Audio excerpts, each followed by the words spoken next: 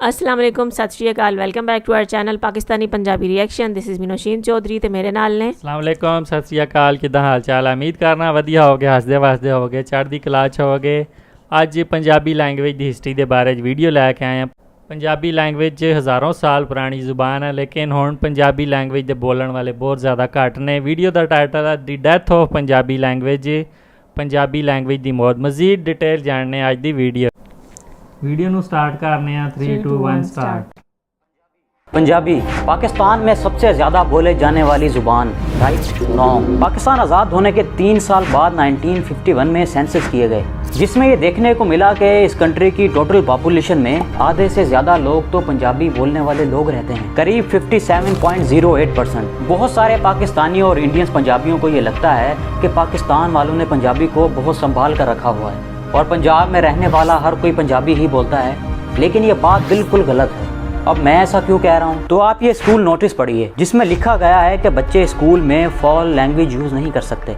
अब आगे देखिए, fall language includes taunts, abuse Punjabi and the hate speech, यानी कि पंजाबी जुबान को एक गंदी और गलीज लैंग्वेज में इंक्लूड कर दिया। और ये स्कूल कोई सिंध बलोचिस्तान या खैबर पख्तूनख्वा का नहीं, बल्कि पंजाब प्रोविंस के एक बहुत बड़े शहर साहिवाल का प्राइवेट स्कूल है। यही नहीं, स्कूल के प्रिंसिपल की तरफ से स्टूडेंट के पेरेंट्स को भी कॉल जाती है कि अपने घर में पंजाबी नहीं बल्कि उर्दू बोला करें। तो दोस्तों, क्या यही वजह है कि जहां 1951 में पंजाबी बोलने वाले लोग 57% थे, लेकिन 2017 के सेंसस के मुताबिक ये नंबर 38% तक ड्रॉप हो चुका है? आखिर क्यों पंजाब में रहने वाले लोग अपनी ही ज़बान बोलना छोड़ रहे हैं? इन लोगों को किस बात का खौफ है?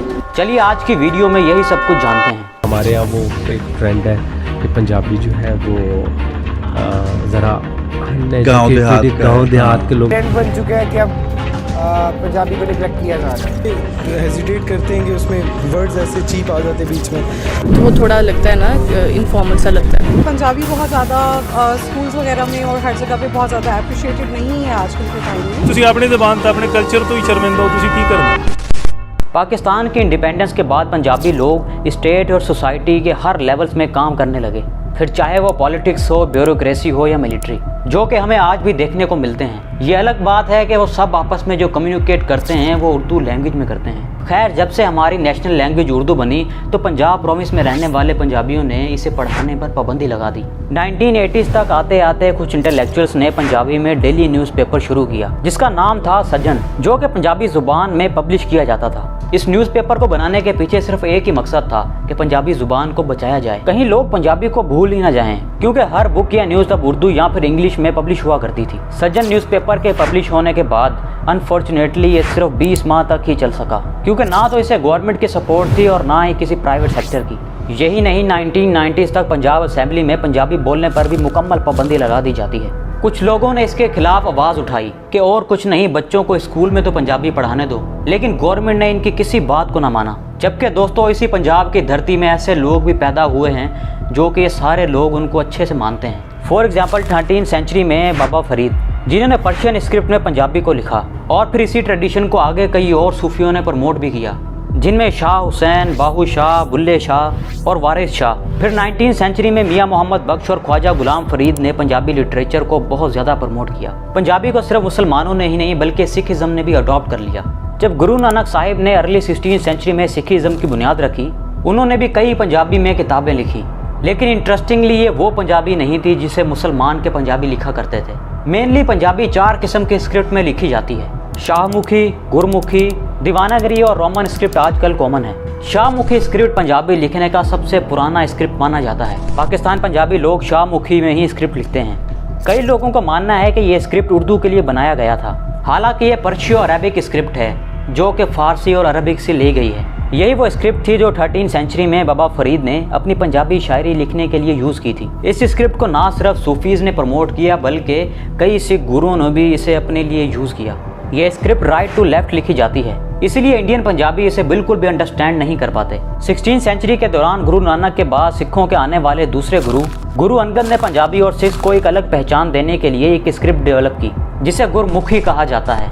गुरमुखी का मतलब है from the mouth of gurus, यानी कि गुरु के मुंह से निकले हुए अल्फाज। गुरमुखी इंग्लिश की तरह लेफ्ट टू राइट लिखी जाती है। सिखों की हॉली बुक गुरु ग्रंथ साहब में भी गुरमुखी स्क्रिप्ट का बहुत ज्यादा यूज किया गया है। जहां गुरमुखी ने पंजाबी लैंग्वेज को एक अहम पहचान दी, लेकिन वहीं इसकी वजह से कई नुकसान भी हुआ कुछ यूँ कि मुस्लिम पंजाबी इस लैंग्वेज को समझ नहीं पाता था और ना ही उसे पढ़ पाता था। इसी वजह से सिख पंजाबी और मुस्लिम पंजाबी के दरमियान एक कम्युनिकेशन गैप आ गया। फिर इसी तरह हिंदू पंजाबी ने दीवान नगरी को अडॉप्ट कर लिया। फिर ब्रिटिशर्स ने जब इंडिया पर रूल करना शुरू किया तो 1849 में राजा रणजीत सिंह के मरने के 10 साल बाद ब्रिटिशर्स ने पंजाब पर कब्जा कर लिया और सबको फोर्स किया गया कि पंजाबी जगह उर्दू बोली जाए। उर्दू को पंजाब की आर्मी में स्टेट लैंग्वेज बना दिया गया और गवर्नमेंट के छोटे मोटे लेवल्स पर भी इम्प्लीमेंट कर दिया गया। बस फिर क्या था, 19th सेंचुरी तक इसका ये रिजल्ट निकला कि हिंदी को हिंदुओं के साथ एसोसिएट कर दिया गया, उर्दू को मुस्लिम्स के साथ और पंजाबी को सिख्स के साथ। ब्रिटिशर्स की पाकिस्तान में रहने वाले पंजाबियों के जहन में ऐसी छाप छपी कि आज पेरेंट्स अपने बच्चों को अपनी ज़बान यानी कि पंजाबी ही नहीं सिखा रहे। इसको लेकर 2002 में एक स्टडी की गई जिसमें लाहौर की यूनिवर्सिटी के कुछ स्टूडेंट्स शामिल थे। तो देखने में आया कि बहुत सारे स्टूडेंट्स जिनका ताल्लुक पंजाबी फैमिली से था वो अपने आप को पंजाबी नहीं बल्कि उर्दू बुलवाते हैं। और जब उनसे उनकी वजह पूछी गई तो उनका कहना था कि हमें खुद को पंजाबी कहते हुए शर्म आती है। गुजरांवाला में जो फेस पंजाबी बोलता है ना, उसको जाहिल गवारा समझा जाता है। और ये ज़ुबान सिर्फ हंसी मजाक के लिए ही अच्छी है, ना कि पढ़ाई लिखाई और अपनी आइडेंटिटी के लिए। वहीं कुछ स्टूडेंट्स का ये कहना था कि पंजाबी बोलने से ऐसा लगता है कि जैसे हम कोई पेंडू हैं। अपनी ज़बान क्यों नहीं बोलते?